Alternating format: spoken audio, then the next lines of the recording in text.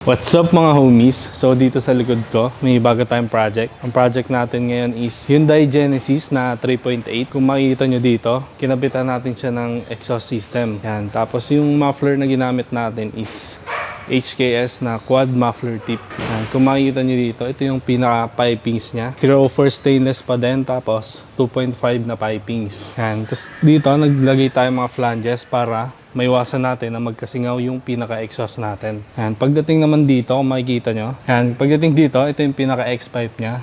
Yan. Ito yung nagbibigay ng pinaka-rumble sound dito para sa mga V6 na sasakyan. Yan.